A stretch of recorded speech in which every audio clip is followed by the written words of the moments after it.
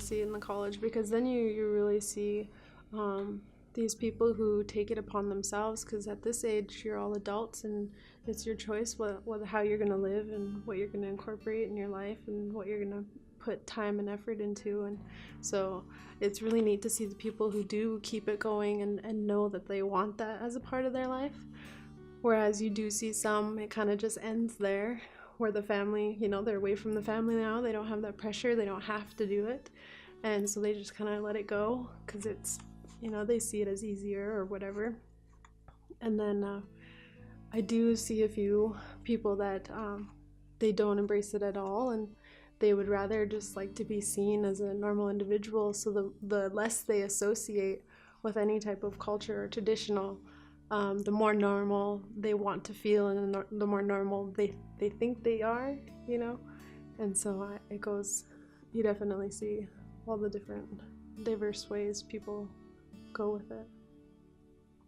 Like sundances, like I grew up going to those, and those happen every summer, and to this day, I'm still learning about what all, partakes in it, and why you're doing it, who you're doing it for. I'm still learning all that. I mean, it's just not something that you could just write in a book and learn. And some of the practices and the things that happen in sundances are not allowed to be recorded just because of how sacred they are. So that's another thing why, it's like you can't just talk about it and think you know it. It's something where you need to go and you need to experience it firsthand. Yeah, for traditionally, they have like the ceremonies, and I feel like there's a lot of expected on you either side, whether you're religious or you're traditional, like true native.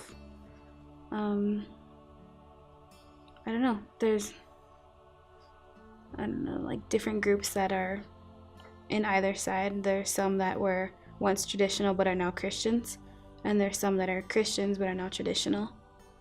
And I don't know, I guess it depends on your own perspective and your own upbringing. We also go to church, to the Catholic Church, but we also believe in our traditional and cultural ways, and we are very strong in that. It does not matter if you believe in this way, the church, whatever. If you believe in both, that's up to you. But wherever you're to feel good about yourself and where you're going to get the blessing from the Creator and the Lord Jesus Christ, and however it's going to help you. I come from kind of like a half Christian and half traditional household. So my mom was raised Catholic, and then she converted to Methodist. And then my dad considers himself to be more traditional. Your own spiritual connections, and it's something I've experienced personally. I don't know if you've ever been in the sweat. No. That's a really humbling experience. I like to feel you just purify. You feel, cleansed after you come out, and yeah, it's a really good experience. Different natives have different beliefs too, I guess. Like I've also heard you're not supposed to point at people. That's why you see the head movement or the lips to point is, if you point at somebody, you're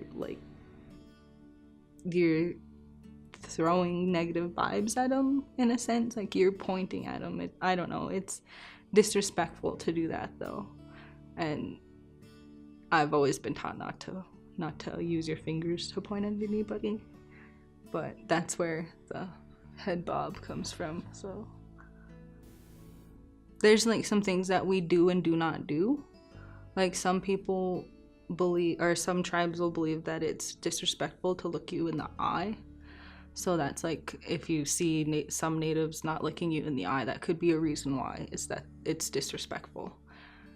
There are some families that are a little bit more traditional and that hold those traditions really close and, practice them weekly or monthly, And then there's just families that don't practice them, that weren't brought up into them as much as other families were?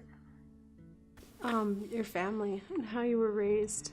Some people, you know, they have the families that were always very closely tied to it.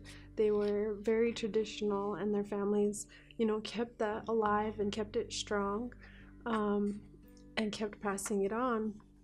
But then there's the other families where because you have to work kind of hard. You know, I can't imagine how hard it was to keep those going, especially in times when it was being broken down and being viewed as inferior.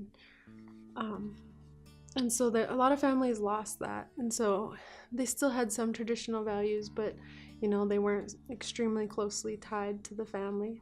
And then like me, the way I was raised, it was kind of just in the middle.